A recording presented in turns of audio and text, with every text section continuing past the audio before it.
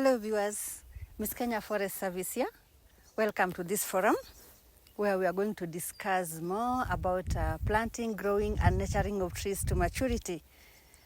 My artist name is June Zooms, so find me at June Zooms on YouTube, Instagram and Facebook.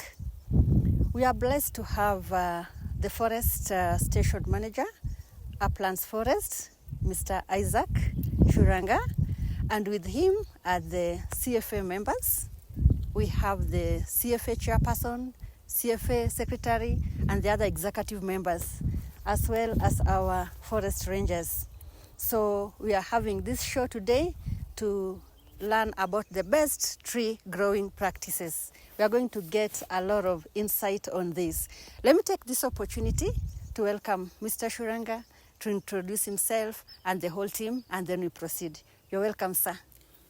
Thank you so much, Miss Kenya Forest Service. It's a great honor. I know it is not just by coincidence that you came, but you decided that you want to be with us in Uplands Forest Station. Thank you for taking your time to be with us here. Welcome. Thank you to the CFA chairman for also having time to come and maybe come to this occasion so that we can have some time with our ambassador, who is doing some very good work in promoting what Kenya Forest Service is supposed to be doing. Let me say we have with me, as she has rightly put it, I am with CFA members. I have the chairman, I have the secretary and the treasurer, and other executives. I also have some Kenya Forest Service staff. I have some 2 forester trainees, and of course the forest rangers. I have 2 corporals. So we are doing all this because we are happy. Yeah. We are happy because we are getting this support from Kenya Forest Service. We are also getting this opportunity to interact and maybe hear what it is that Ms. Kenya Forest Service wants us to do. So I said we are grateful, and I'm saying in this station, as I said earlier, we have about 4 blocks. We have 4 blocks for purposes of management. We have LARI, we have Nyamwero, we have Ngobi and Matadia, and then we do 2 management programs, that is natural forest and plantation forest. Yeah. Then we have about 1659.4 hectares under plantations, and we have 1,818 under indigenous. Thank you, sir. Thank you for that great brief. And the viewers now know. You told us this is Uplands Forest Station. Yes. So where exactly are we talking from? In which county are we? Sub-county? Where exactly? Oh, thank you. Thank you so much. Uplands Forest Station is in Kiambu County. So we are in Kiambu County. Where we are specifically is this LARI sub-county. Then, wow. Yes. Thank you so much. So viewers, today we are in LARI. We are going to learn more about the best practice of tree growing, just as I told you earlier, especially in LARI. Today we are narrowing down to LARI. Okay, as we all know, sir, there is this aggressive campaign by the government where we have a target, a national target of planting 15 billion trees by the year 2032.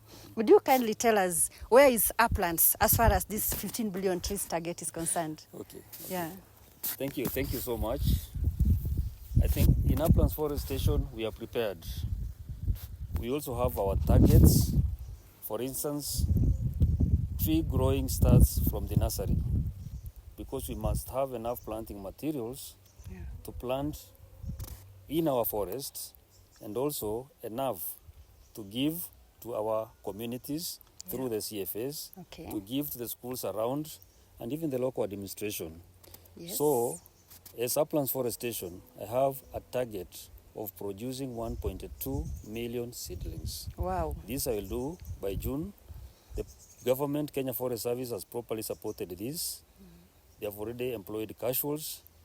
The nursery has enough water, and we're also getting seeds. Yes. To top up this, we have the Community Forest Association, who are also have come in handy to support us in seedlings production and even in planting. So we can comfortably say that we are ready.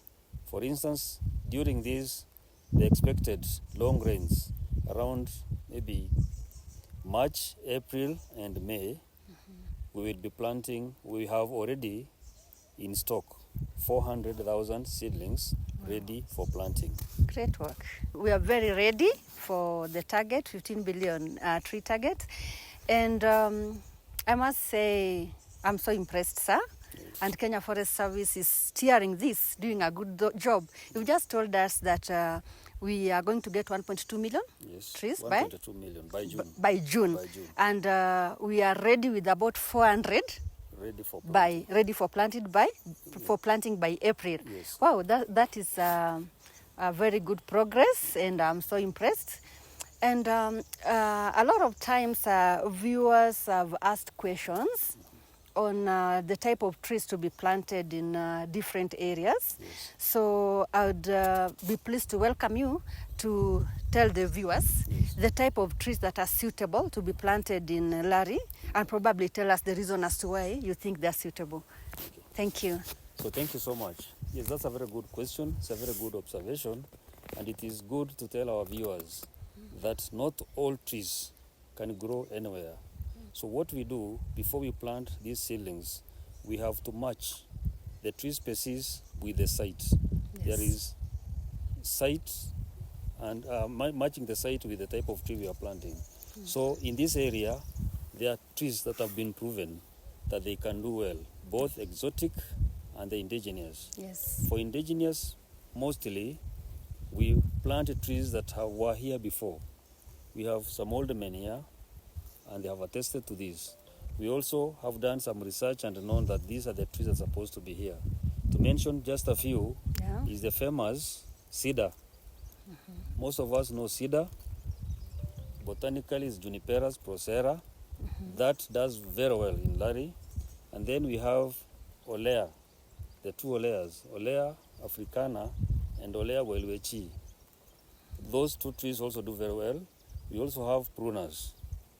And then we have podocarpus, we have policias, motate, and all those things. So we have main trees that we know can do very well in these sites, and those are the trees we promote. Wow, thank you so much, sir.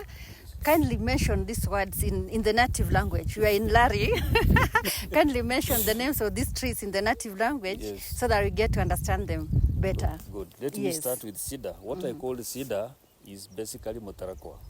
Wow, motarakwa has very good posts that cannot be attacked by termites. So that's what we call motarakwa. It does so well in this area. And then we have pruners. Pruners is moiri. Moiri is both for conservation and also it is medicinal. Wow.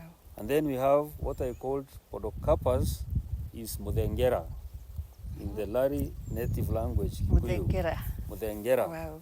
And then we have Policius kikuyuensis, that is mutate in Kikuyu. Then what I called Olea africana is that's fine. very good. So, yes. We've heard from the horse's mouth. Now we are more knowledgeable than when we started. On the same breath, would you kindly shed some light again on the type of trees that probably are discouraged from being planted in LARI area or around uplands? Yes. And tell us the reason as to why they may be not suitable for this area. Okay. Yes. We have a few trees that we discourage planting. One is best known to most people, eucalyptus. As the name suggests, we call it in Kikuyu monyua mai. Monyua mai. Monyua mai. And monyua means it drinks water. So we want to discourage that, particularly now that most of this station, Uplands Forest, is a catchment area. Yes. So for areas that we want to preserve water, we discourage planting monyua mai or eucalyptus for that matter. And then we have some trees, if planted, they become invasive. Sure. They sort of colonize that area such that you cannot grow, other tree species cannot grow, not even grass. Wow. And because we want some good biodiversity, we want grass to grow, we want all those things. Then we discourage such a like trees, Like we have Acacia meansi that is also invasive in a way, and then we have Ndondonea. Ndondonea also, when planted, sort of invades that area, and other tree species cannot grow, not even grass. Mm-hmm. Yes. Wow, that's a very good brief.